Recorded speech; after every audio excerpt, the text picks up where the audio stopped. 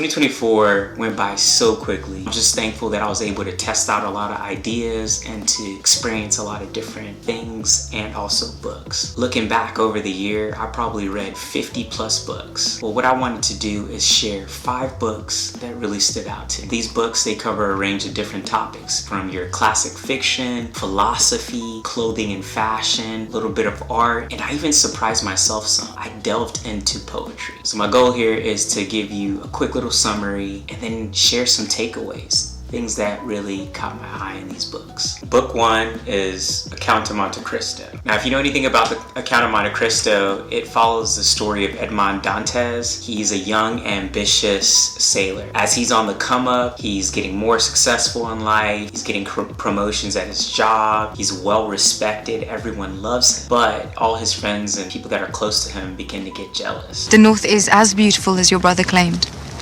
as are you. Winterfell is yours, Your Grace. A group of 3 friends who he thought were his friends end up betraying him and incriminating him in a murder. He ends up in prison, and the whole story follows how Edmond goes from being this naive kind of character into somebody that's well educated, gets their freedom, and then goes on a revenge arc against all his enemies. You're supposed to be dead!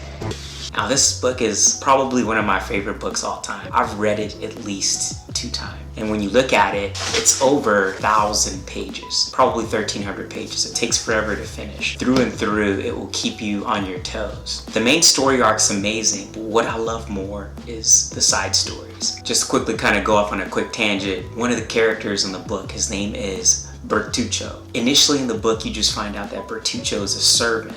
His character is not that important. And then later on, you find out that he possibly witnessed a murder. Go on. Well, then his landlady let us in, and he was unconscious by that time, so I carried him up to his room, and I laid him out in his bed, and Holmes, he was dead. That could affect one of the main characters in the story. What I love about Dumas, the writer, he's great at weaving these story arcs that converge to a certain point. So initially you think somebody isn't important, and then later on you're like, wow, this person saw so much and is very critical to the storyline, and they could affect everything. And most general takes that I get when I talk to people about classic literature, they don't like how women were treated, how minorities were treated in general. But I love how Dumas has a modern take on characters. There's another character, her name is Eugenie. So Eugenie is your classic girl character that is supposed to be married off and has this certain dowry she's entitled to if she marries said person. Eugenie, she was not up to those vibes. Initially plays the game as if she's gonna marry the person. Right at the last second when her dad is trying to marry her off so he can become rich, she roasts her dad. The moment I met you, your arrogance and conceit, your selfish disdain for the feelings of others made me realize that you were the last man in the world I could ever be prevailed upon to marry.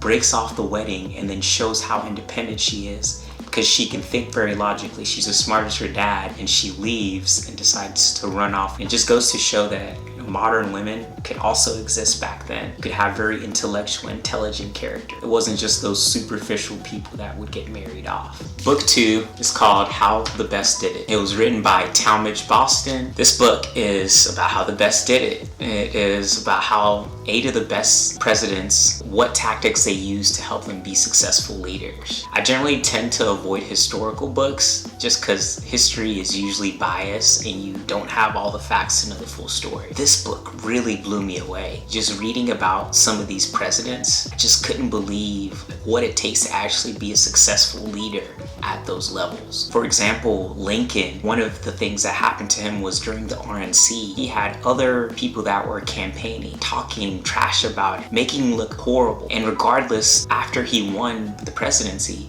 he still appointed these people into positions of power because he was aware that they were the best for the job. So he had this quality of realizing that there is something bigger than just your tension or your conflict with one person or a group of people. Reading this book, I learned, two new interesting words. The first is magnanimity. It's kind of a mouthful. Basically means your ability to be kind, to have a good heart, to forgive people even in times when you probably should. That was one of the main defining qualities of Lincoln. And then another good one is equanimity, which is your ability to not be very anxious, not have significant mood swings. When things aren't going your way, your ability to handle stress. And those were, two unique characteristic words that I really connected to. Personally, as a leader, I want to embrace or have those kind of qualities. And what I love about this book too is it has a lot of challenge. Every chapter at the end, it lists out all these qualities of the presidents, and then it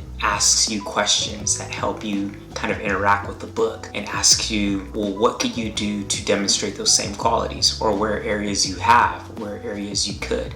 So it's a very interactive book in that you not only read about what made these presidents the best, but you also question yourself and try to bridge that gap so you can also learn those leadership qualities. The next book is Black Ivy. I got the inspiration to read Black Ivy from Tyler, the Creator. In his interviews, he's always talking about how we need more people that are just nerdy. Geeks, the ones that care, that give a fuck, that it's passion, whether they do it for free, they're the ones that stick around. And they geek out to random little things in spaces that you rarely hear about. Well, here's an example of that. This book is about Black men's fashion through the civil rights movement, how it evolved over time as these Black men were fighting for self-determination. I really appreciate people like Miles Davis and how innovative they were with their styles. I've actually started buying my own Oxford shirts and loafers. This book, it left a strong impression on me. Book 4 is called The Power of the Now. It's written by Eckhart Tolle, and it gets to the culmination or meaning of what spirituality is. It takes a lot of ideas from different philosophies and religious teachings like Christianity, Buddhism, Hinduism, and it gets to the core of what they're trying to communicate, which is how can we all just be in the present moment? Because by being in the present moment, you connect yourself to God. I originally read the book because I had a friend who was getting consumed with spirituality. I didn't know anything about it, so I wanted to just delve into it and just get more knowledge of what it really was. What I found was that I actually connected with a lot of the ideas. Originally, I was thinking it was voodoo type magic stuff. Expecto Patronum! But it ended up being about how us people can connect with ourselves more, how we can be more in touch with ourselves, how we can learn to just be. And that's not to say that it still didn't have challenging ideas or ideas that can be a little off-putting when you first hear them. One of them was thinking is a disease. When you first hear it, you're like, what? If I was to stop thinking, I would probably die. But in reality, is what it's getting at is when you're so consumed with thinking and your thoughts, it keeps you from acting. Let's just say that you were experiencing anxiety. Well, sometimes to get past that anxiety, that sense of depression, is to not think about that past moment, but to get yourself in the present moment by acting, by doing something. And I feel like it was simple lessons like that that helped me connect better with what spirituality actually is. And I feel way more informed and educated and more interested in learning more about what other things that I don't know about it. The last, and I would say arguably my favorite book of 2024 was The Iliad by Homer. You always hear that poetry is meant to be heard and not read. So I downloaded a copy of The Iliad on Audible and gave it a listen. And what I found was that it's a story about the Greeks versus the Trojans over a 10-year long war. And even more specific, it's about Achilles and his best friend Patroclus. Patroclus gets killed in a battle, and from that point on, it is a story of how Achilles unleashes his wrath on the Trojan army. The Iliad has a great way of using words and imagery to take you to a different place. I feel like my imagination expanded after reading it. Words like swift-footed Achilles, like seeing him in battle going to Troy, fighting all these gods and being encapsulated in magic. There's just a lot of beautiful usage of word. I even enjoyed the word winged words. I think I was picturing when I first heard that little wings on the sides of the words, and the words are flying or moving very swiftly. This book overall was very entertaining, and I found that I am more interested in poetry.